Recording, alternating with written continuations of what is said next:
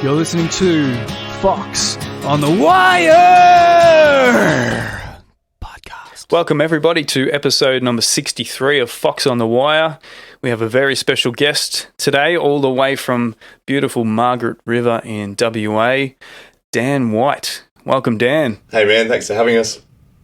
Welcome to the show. Nice to meet you via Zoom.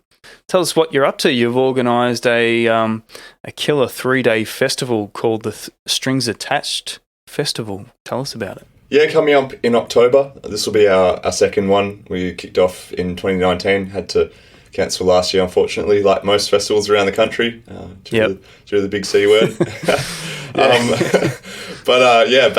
Back this year, really looking forward to a 3-day festival of both performances, exhibitions and workshops. We have a big exhibition of luthiers, guitar makers, pedal manufacturers, gearheads from around the country, though more WA based this year. And then over 60 artists, guitarists come down from all around the place and perform. We have 12 venues throughout Margaret River, which is about a 3-hour drive south of Perth in WA. So pretty much on the southwest tip. And then we flesh out the rest of the program with workshops and masterclasses and panel Q&As and stuff that really helps you dive deep into the world of strings. I guess that's what really sets it apart from just a music festival. It's very much a guitar festival, and you're more than welcome to come and nerd out. I was just going to say, I really feel like I should be there, but I don't think I'm getting out of Victoria anytime soon. No one wants us anywhere around the country, so we'll see how we go. Fingers crossed. We're 10 weeks out at the moment. The dates are October 8th to 10th, so we're looking at the 10-week run into the festival, and fingers crossed, all the borders behave themselves and we can kind of pull ourselves out as a country out of where we're at the moment. We're pretty happy in the west, but we do have just two acts coming from the east coast. Couldn't obviously rely too heavily on international or interstate talent this year, unfortunately, unlike in 2019. But fingers crossed, because we've got Jeff Lang coming from your neck of the woods, so hopefully he can come across. Okay, might hitch a ride with Jeff. Maybe I can get stuffed in his suitcase, sneak me over. It looks amazing, man. I had a look over the website, obviously, and it looks like the place to be for sort of any music nut or guitar nut, especially. So, I wish I could make it over maybe next year. But some of the artists you've got this year, I had a look through the list there. You've got Blackwood Rising, Charlie McGee, Ashes of Autumn, Eucalypto, Chip Hazard, Jeff Lang, as you said, Grace Barbie, Jordan Mack, Luke Gallagher, Moonlighter, Tracy Barnett, and heaps more. So do they play a few songs and sort of talk about their setup and their guitars? Is that sort of the deal with the artists? There's different formats. So some of the shows are just strictly shows. So anyone, even if you're not a guitar nerd, you can just go and enjoy some great live music. So that's one kind of show. But then we do have the other kinds of rig rundowns or masterclasses where it's kind of like chatting interspersed with music as well. I guess we count those as more the masterclass workshop kind of presentations or parts of the festival, I guess. Whereas a lot of the other side of it is lots of performances and obviously you can ask some questions before and after. But looking forward to it. We're announcing the full program in about a week's time, start of August. And we'll have plenty more artists on the bill then. I've kind of been a little bit hush-hush with it. So a few surprises. Yeah, plenty, yeah. Awesome. Like I said, over 60 artists this year. So, wow. Lots of people to accommodate. Yeah, so 3 days, I mean, that's a lot of time to fill up. So I guess there's lots of room there for many different artists and many classes you can have there. There's a lot of time to fill. Totally. Well, the joy of a guitar festival is the guitar is one of those instruments that is played in so many different ways, You've got metalheads, you've got your classical guys, and everywhere in between.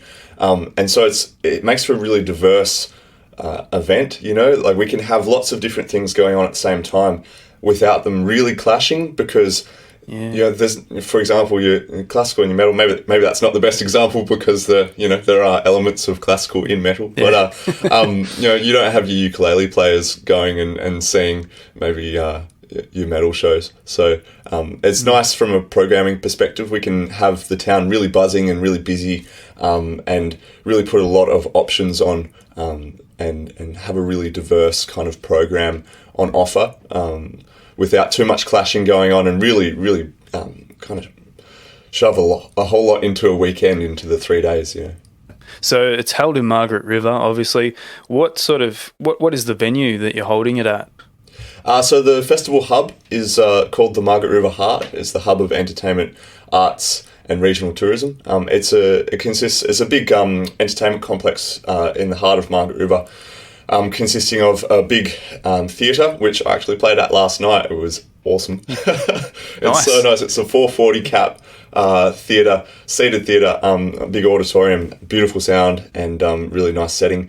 So we have some of our bigger slots on there, some of the big performances, some of the big master classes.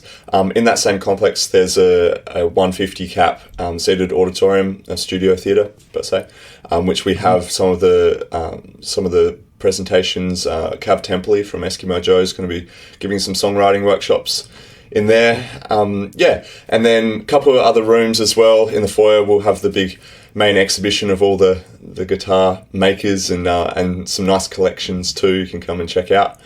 Aside from that, also a sound show outside too, actually. I forget. It's a really nice outside grassy area.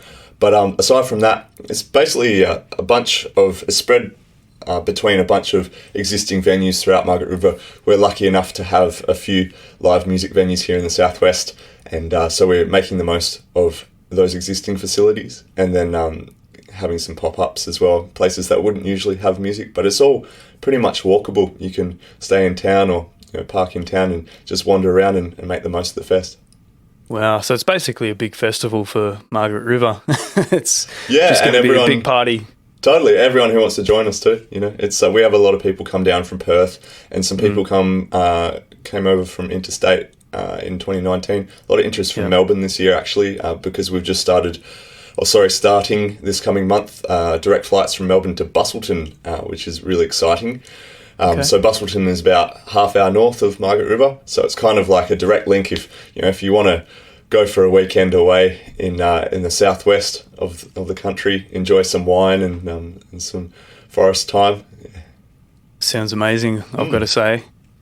Is this a virtual, like for someone like me who's probably stuck here, can we sort of do a virtual tour of this festival at all, or? Yeah, not this year. We're keeping it very much in the flesh for these first couple of years. We're going to look at broadening the online, element of it in the future. Definitely post-festival this year, we'll make a whole lot of the content available, so you can check it out after the festival. But we'll look at that in future years. I think at the moment there is a whole lot on offer online, and there's a lot of festivals, a lot of events having to go virtual, I guess, and that's a really great option. It's a really great thing to be able to do. We're choosing not to go down that track this year, but I'm definitely looking in the future. I think because we're such a young festival, really wanting to make sure that the people who are here and making the effort to be here and who are able to be here in the flesh are really getting bang for their buck and also enjoying it as much as they can. Yeah, it looks amazing. Who are some of the, or if you're able to divulge, who are some of the makers or exhibitors you've got there this year? It's an interesting one. We had, in 2019, a whole bunch of makers from the East Coast come across, and obviously that's not as possible this year. It's quite, they consist of a lot of artisans, so some of you smaller guys like Francis Jerome, Donmo from South Australia, who's one of the best dobro makers in the country, and some Peterman from a pickup maker from New South Wales. But those guys aren't able to come this year, or they may not be able to. Some of them are kind of waiting to the last minute. So it's very WA based this year, which is really exciting. There's plenty of talent and plenty of amazing makers here in the West. Scott Wise, who helped us start the festival, will be here again. He's going to be giving some great workshops and displaying a whole bunch of his instruments. Looks like we may have Ormsby along again, who's an amazing, actually the country's largest manufacturer of guitars. He's based out of Perth, specialises in metal and all that. We've really opened it up this year to the hobbyists. We had a lot of interest from guys who just do it at home for fun in 2019, and so in addition to some of our makers who are doing it more commercially, we've really opened up the festival for those guys to be able to just come and show what they're doing. A lot of those guys, they give them to their friends, but they've done it for 20 years and they've made 500 instruments. It's pretty amazing, and it's a nice platform for those guys to be able to show off what they're doing and share it with people and learn from each other too. I think more than anything, the component of the festival dealing with exhibiting and sharing of that information is just that. It's a great opportunity to inspire and learn from each other as makers and players, getting to meet the makers of those instruments that they're playing or that they're interested in playing.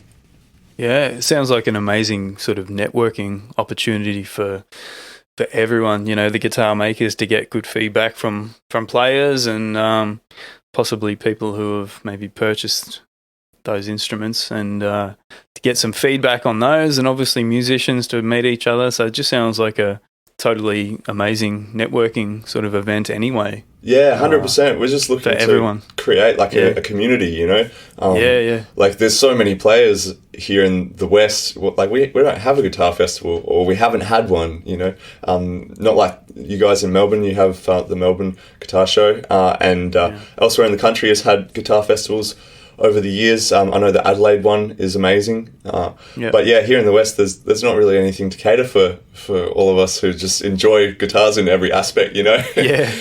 So it's nice because people are kind of jumping on it and going, like at last, this is for me, and really getting around it. And it's nice because we're seeing a community grow from that. And I really want to see that in the long run, that really blossom and become a safe space for all of us guitarists and guitar makers and everyone in the industry, because I think it can be a great support network too, especially in times like this. Yeah, absolutely. This is your idea that you hatched a couple of years ago, was it, to have a guitar festival in WA? No, I can't claim it. Not at all. The origin story, here we go. Yep. So Scott Wise, who is the guitar maker here in Margaret River, he's the local legend, busting out guitars for many years now. He had been formulating a bit of an idea to do with this a few years ago, kind of looking for the right person to do it. Here in the Southwest, we have a great creative organisation called Creative Corner, and that's kind of the peak industry body for the creative industries here in the Southwest. They put on a few festivals throughout the year.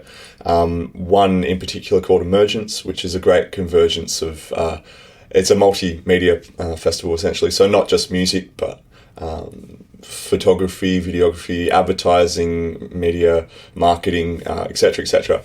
And Matt Lewis, who heads up that organisation, had been having similar ideas, along with Leon Ryan, who deals with accommodation locally and is now our chairperson.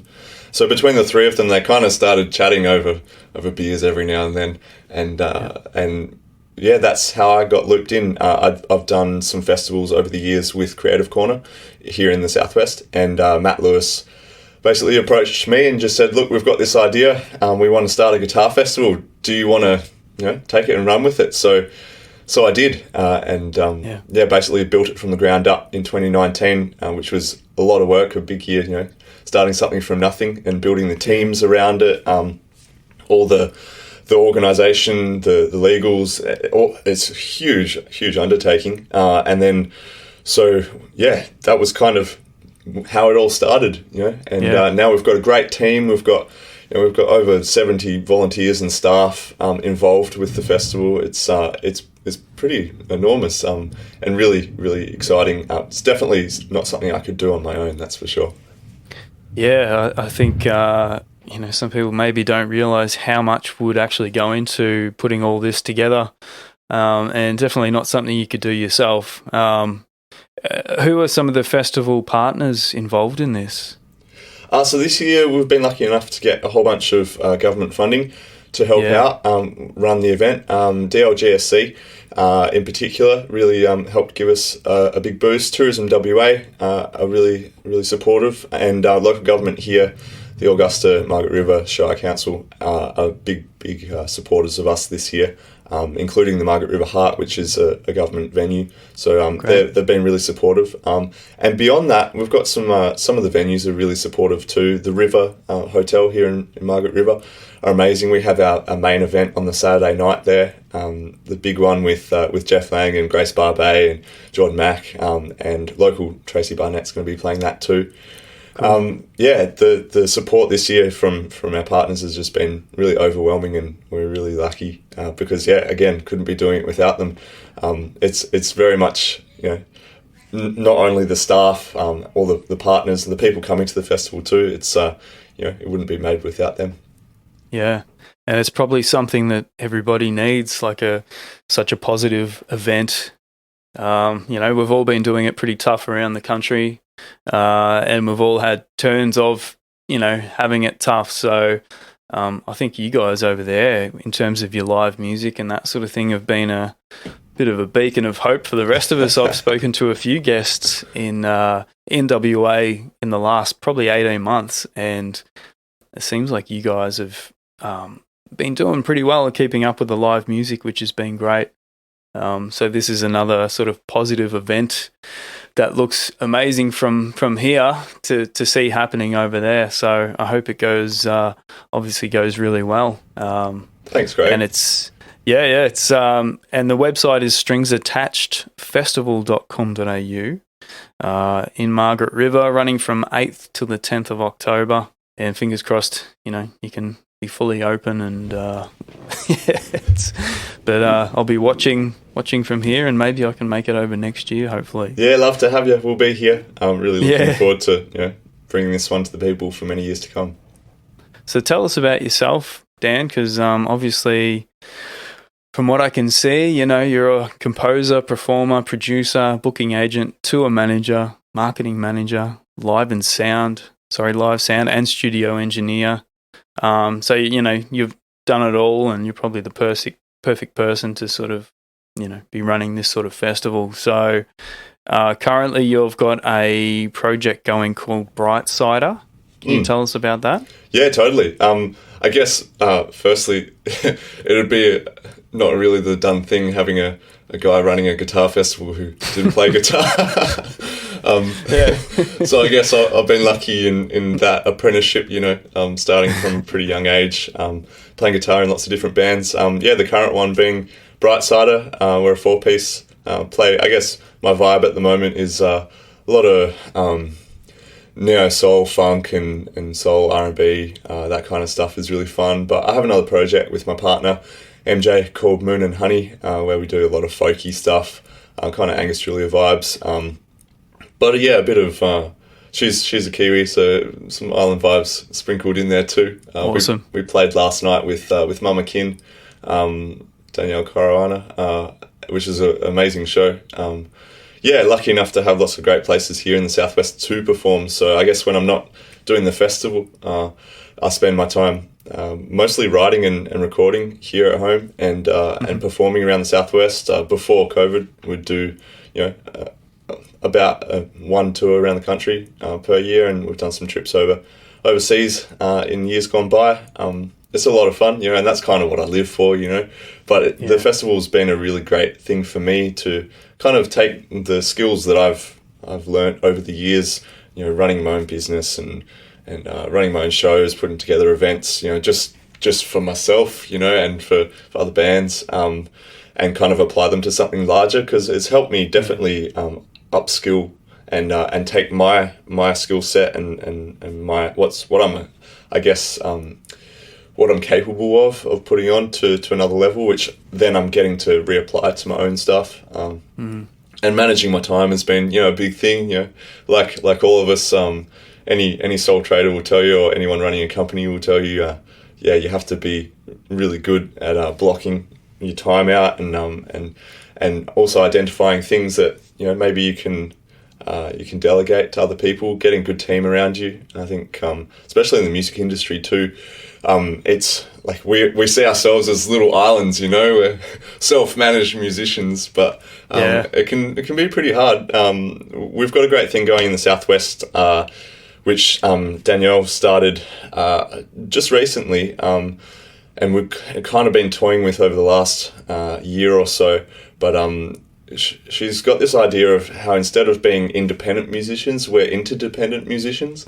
And I think that's really applicable to kind of any industry, really. But it's just nice. We're building, we call them cohort sessions, but we've got like a little Southwest cohort here in Margaret River and surrounding region. And we get together every 2 weeks or so, other self-managed musicians, and we help each other out. It's like a fortnightly check-in and set goals for ourselves, and it's cool. There's a really good community here in the Southwest, and hopefully those kind of positives kind of make their way out into the other communities.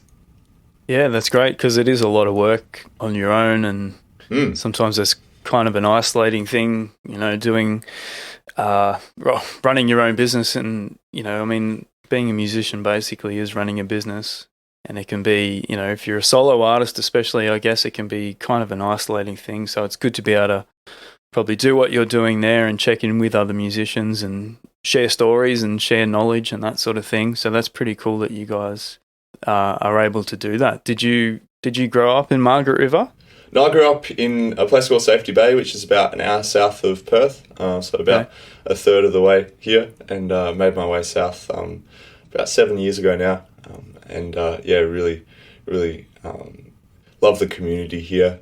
Got a really good network of friends, and if you hadn't caught on, I love surfing, so this is the place to be for me. That's for sure. That's kind of my playtime, my happy time. Balances out all the other stuff, the time spent on computers, and got to stay active and fit and healthy. Yeah, absolutely. Did you sort of start music from an early age? Yeah, totally. Started playing guitar when I was 9, and my guitar teacher at the time asked me to join his band when I was 11, which was pretty cool. So that was my apprenticeship. We'd play every fortnight, and that's how I learned how to set up a PA and talk to audiences and improvise, and all that kind of stuff that you might be able to play guitar really well, but you're expected to know if you want to be a musician, you have to know how to book a gig, and you have to know how to do marketing, and you have to be a qualified accountant, basically. Yeah, it's really funny.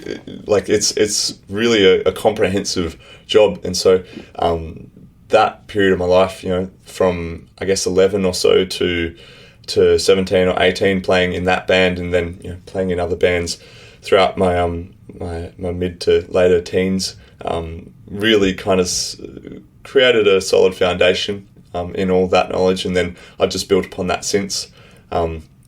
It's been lots of fun, and playing lots of different kinds of music too, because they all feed into your overall musical knowledge, and you get different things out of them. Like I've loved playing in punk bands over the years just as much as I've loved playing, ukulele in a folk act. It's nice to have that balance of crazy loud stuff or whatever, and then to chill it right back. It's nice to be able to do both. I've always enjoyed that and admired artists that do that. So they serve different purposes, and there's no reason to pigeonhole yourself. Try and find me one person who only listens to one band and that's it. It's not a thing. We all like different stuff, and they have a time and a place, and I think it's really important to, I guess, let that and let that happen, and maybe indulge in that, because it's healthy. So What's your personal website? I know you got a website for Brightsider. Yeah, Brightsider.co. We got a bunch of Yeah. music up on Spotify, etc. And more and more coming out all the time. Moon and Honey has its own page as well. We've got a couple of songs online. They're kind of my main two at the moment. Other than that, just kind of mixing and recording for a few other artists here and there. Cool. And trying to learn drums at the moment. Oh, nice. Now that is not easy. No, I won't be starting a drum festival anytime soon. Oh, yeah.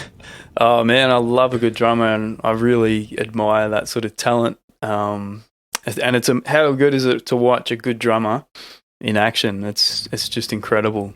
It's a real talent. So, it's a real different skill set, from being like this with my fingers all my life, it's your whole body's involved. It's awesome. I like just, kind of letting off a bit of steam on the drum kit every now and then. And it's good for my brain, I've been incorporating the new rhythms into my writing, It's really fascinating. I think it's really improved on I guess the ideas that I have to draw on when sitting down and writing. I think any musician kind of needs to have some sense of rhythm, right? So I guess learning drums is a real investment in that. Yeah, it's interesting. It's a good way of putting it.